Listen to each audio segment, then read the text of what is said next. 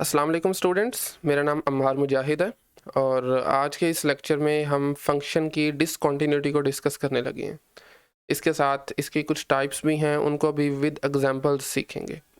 तो स्टार्ट करते हैं ज़रा। फंक्शन की पहले देख लेते हैं कंटिन्यूटी का क्या मतलब होता है। ऑलरेडी वैसे हम इसको सीख चुके हैं। तो for example we have a function y is equal to F of x। अब आप कोई भी पॉइंट लेते हैं, let's say x is equal to c। तो इस पॉइंट पर ये फंक्शन कॉन्टिन्यूस कब होता है, ये ऑलरेडी हम सीख चुके हैं। When limit x approaches c f of x this is equal to f of c। ठीक है, जब आप उस पॉइंट पर लिमिट वैल्यूएट करें और उस पॉइंट पर फंक्शन की वैल्यू जो है वो वैल्यूएट करें, दोनों आंसर आपके सेम आने चाहिए। ठीक है, तो इस केस में आप कहेंगे कि आपका फंक्शन इस पॉइंट c पर कॉन्टिन्यूस है। और इस लिमिट एग्जिस्ट करने के लिए भी हमने कंडीशन पढ़ी थी। ये जो आपको लिमिट नज़र आ रही है, ये तब एग्जिस्ट करती है जब आपके पास c पर both left and right limit जो हैं वो इक्वल आए। यानी left limit of f at c this is equal to right limit of f at the point c। जब ये दोनों इक्वल होंगी तभी आपकी लिमिट एग्जिस्ट करेगी। तो आप देख रहे हैं यहाँ पर आपको दो इक्वालिटीज़ नज़र आ रही हैं। अगर इनमें कोई एक इक्वालिटी भी सेटिस्फाई नहीं करती तो आपका फंक्शन उस पॉइंट पर कॉन्टिन्यूस नहीं रहेगा। दिस इज़ बेसिकली दी, आप कह सकते हैं कि डेफिनेशन है डिसकॉन्टिन्यूटी की, कि आपकी यहाँ पर इन दोनों इक्वालिटीज़ में से कोई एक भी इक्वालिटी अगर सेटिस्फाई नहीं करती तो ठीक है। तो इसके बेसिकली तीन केसेस बनते हैं, यानी तीन टाइप्स बनती हैं डिसकॉन्टिन्यूटी की।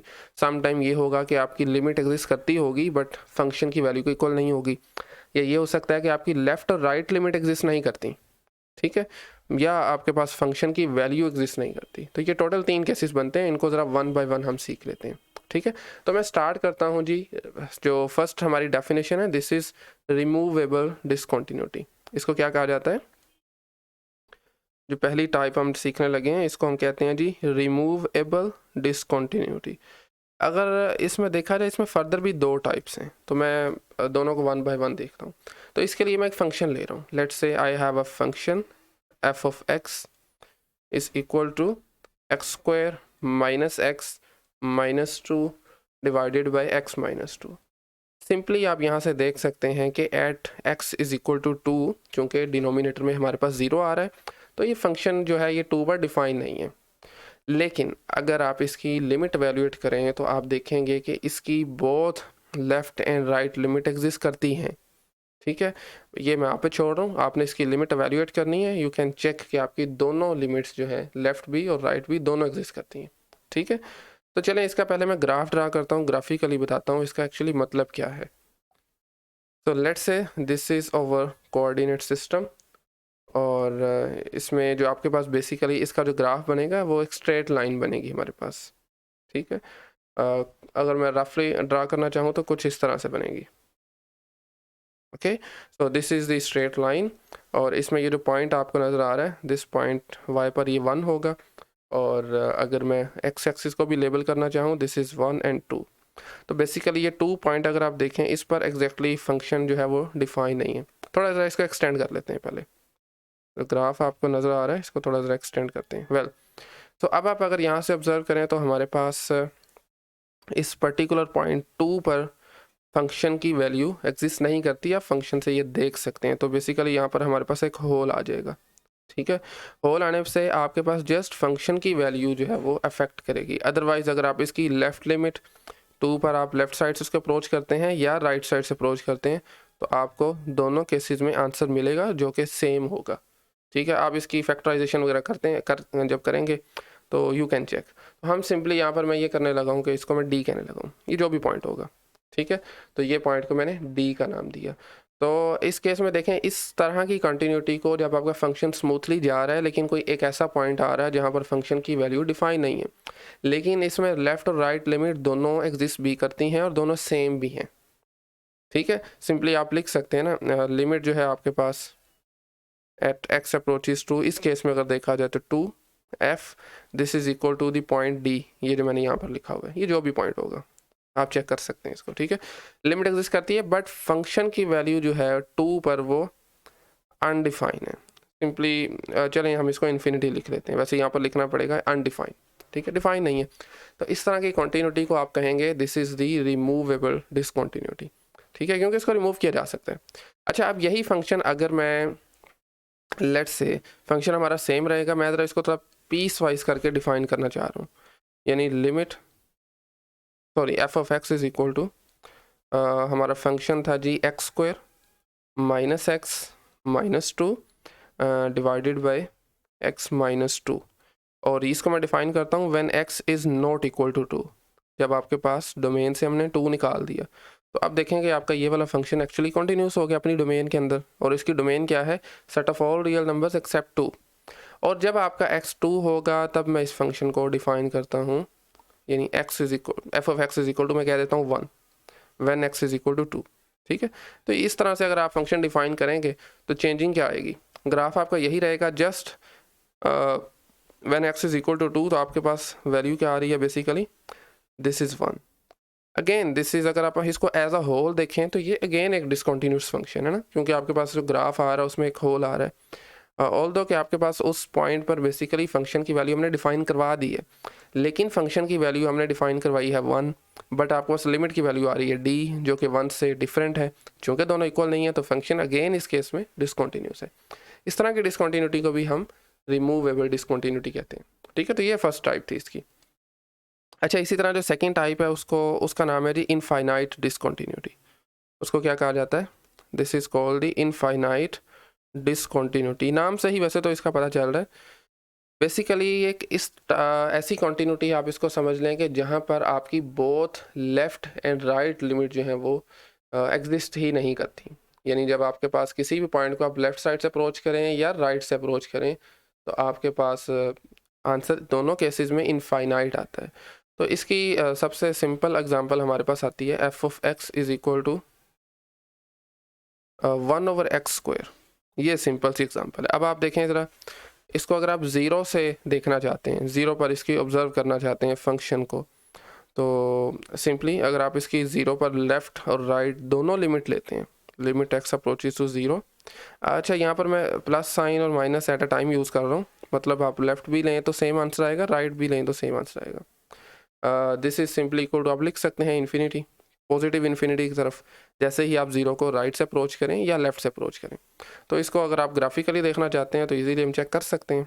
1 ओवर एक्स स्क्वायर का ग्राफ ऑलरेडी हमने पढ़ा हुआ है, तो this is over coordinate system, और इसमें ज़रा हम इसका ग्राफ ड्रा करते हैं। बेसिकली ज़ीरो पर चूँकि ये फंक्शन डिफाइन नहीं है ना, तो ज़ीरो के अलावा बाकी तमाम रियल नंबर्स पर कुछ पार्ट इसका फर्स्ट क्वाड्रेंट में बनेगा, बाकी इसका आपके पास सेकंड क्वाड्रेंट में बनेगा। तो ये पॉइंट ज़ीरो है ओरिजिन पर, इसको आप लेफ़्ट से अप्रोच करें तो भी आपका फंक्शन इन्फिनिटी को अप्रोच कर रहा है, बेशक आप इसको राइट से अप्रोच करें तो भी आपका फंक्शन इन्फिनिटी की तरफ जा रहा है, ठीक है। इस केस में आप एक्स्ट्रा काम है कि ये भी कर सकते हैं कि आप फंक्शन की वैल्यू ज़ीरो पर आप डिफ़ाइन कर दें।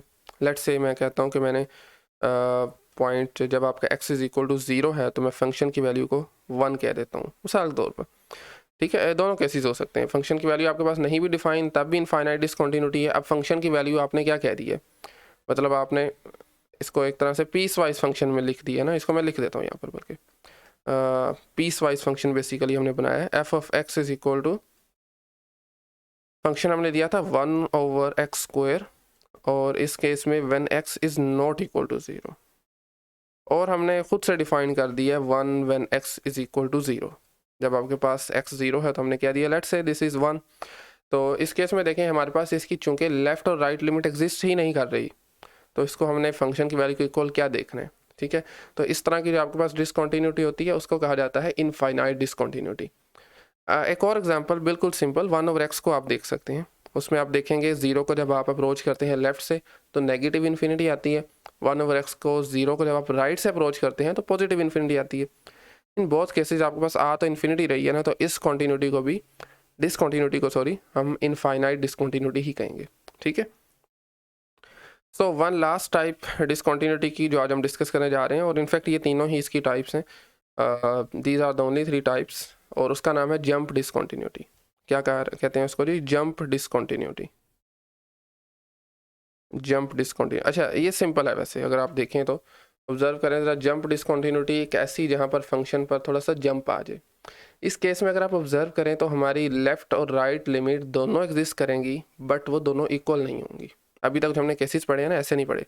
फर्स्ट केस में क्या था, लेफ़्ट राइट लिमिट एग्जिस्ट करती थी, दोनों इक्वल भी थी। सेकंड में तो खैर लिमिट एग्जिस्ट ही नहीं करती, तो इक्वल की क्या बात करनी है। थर्ड में लेफ़्ट और राइट दोनों एग्जिस्ट करेंगी बट इक्वल नहीं होंगी। तो इसकी तरह हम ग्राफिकली एक एग्जाम्पल देखते हैं। तो मैं यहाँ पर डायरेक्टली ज़रा ग्राफ ड्रा करता हूँ। Let's say this is over coordinate system, और ओके सो इसके अंदर मैं ग्राफ लेता हूँ। Let's say we have 2 pieces में ले लेता हूँ just to understand the point. So एक मैं ले लेता हूँ G X, sorry okay, so एक मैं ले लेता हूँ X when X is less than 0, और इसी तरह से जो मैं सेकंड लेता हूँ वो हम पैराबोलाइक ले लेते हैं, ठीक है। लेट्स से कुछ इस तरह से, ओके। और ये जो पॉइंट है यहाँ पर मैं एक होल ड्रा कर देता हूँ, क्योंकि ये वाला आपके पास पॉइंट इंक्लूड हो चुका है, तो ऊपर वाला इंक्लूड करने की ज़रूरत नहीं है, ठीक है। कर भी नहीं ना सकते बेसिकली, तब फंक्शन ही नहीं रहेगा। वर्टिकल लाइन लगाएंगे तो 2 पॉइंट्स पर टच हो जाएगी। खैर, तो ये देखें तरह इसमें इस पॉइंट 0 पर अगर मैं इस फंक्शन को लेट से एफ कह देता हूँ, ऑफकोर्स खैर दोनों होंगे तो एफ ही, बेसिकली पीस वाइज फंक्शन है ना आपके पास। तो F of X is equal to, आपके पास जब नेगेटिव रियल नंबर्स हैं तो यू कैन चेक के if X is less than और इक्वल टू 0, और ये जो आपको पास बेसिकली नज़र आ रहा है, this is the point you can check, X आपका 0 है यहाँ पर और वाई आपके पास क्या है, 1 है, ठीक है।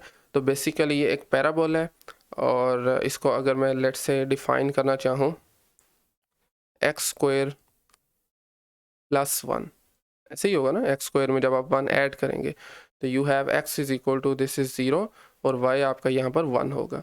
तो ये हमने कब डिफाइन किया, when X is greater than 0, sorry greater than 0, ठीक है। लेस देन और इक्वल टू के लिए x था, ग्रेटर देन के लिए हमने क्या लिया है, एक्स स्क्वायर प्लस 1 लिया। तो इसमें देखें ज़रा, आप 0 पर अगर इसकी लेफ़्ट लिमिट चेक करना चाहते हैं, इसी फंक्शन की 0 पर left limit when x approaches 0 from left side f, तो ये किसके इक्वल आएगा, 0 का आपने अप्रोच करना है लेफ़्ट से, तो ऑफकोर्स यहाँ से देख सकते हैं दिस इज़ इक्वल टू 0। इसी तरह जब आप 0 को ही अप्रोच करते हैं बट राइट साइड से, 0 को अप्रोच करते हैं बट राइट साइड से, तो आप देखेंगे कि आप जब इसको राइट से अप्रोच करते हैं तो ये यूज़ होगा फंक्शन एक्स स्क्वायर प्लस 1 वाला, क्योंकि ये डिफाइन है फॉर एक्स ग्रेटर देन 0 के लिए। तो आपके पास ये आंसर आएगा इस केस में 1। तो दोनों लिमिट एग्जिस्ट तो करती हैं बट दोनों की वैल्यू सेम नहीं है। इसी तरह से फंक्शन की वैल्यू अगर आप देखें तो उसमें आपके पास 0 पर क्या आएगी, F of 0 is equal to, चूँकि ग्रेटर लेस देन और इक्वल टू 0 के लिए एक्स डिफाइन है, तो आपके पास ये भी आंसर 0 आ जाएगा, ठीक है। तो देखें तीनों आपस में सेम नहीं है। तो इस तरह की कॉन्टीन्यूटी को डिसकॉन्टीन्यूटी, सॉरी इस तरह की डिसकॉन्टीन्यूटी को हम कहते हैं दिस इज़ दी जंप डिसकॉन्टीन्यूटी। तो ये 3 टाइप्स थी जिसको आज हमने विद एग्जांपल्स स्टडी की है, ठीक है। आई थिंक आज के लिए इतना ही। आज के लेक्चर से मुताल्लिक कोई क्वेश्चन क्यूरी है तो कमेंट सेक्शन ओपन है, आप वहाँ पे पूछ सकते हैं। इसके अलावा जंप डिसकॉन्टीन्यूटी की एक और एग्जांपल जो हमने लास्ट क्लास में पढ़ी थी, this is the greatest integer function. उसमें आप देखते हैं ना हमारे पास स्टेप्स होते हैं, एक इंटरवल के लिए एक स्टेप है, सेकंड के लिए भी सेकंड स्टेप है, जंप्स आ रहे होते हैं बेसिकली। वो भी एक ज़बरदस्त एग्जांपल है जंप डिसकॉन्टीन्यूटी को अंडरस्टैंड करने के लिए, तो आप उस पर भी देख सकते हैं, ठीक है। हर इंटीजर पर बेसिकली एक जंप आ रहा होता है। ओके, सो नेक्स्ट लेक्चर में इंशाल्लाह हम लिमिट एट इन्फिनिटी और हॉरिजॉन्टल एसिम्पटोट्स के बारे में सीखेंगे। आज के लिए इतना ही। Thank you very much.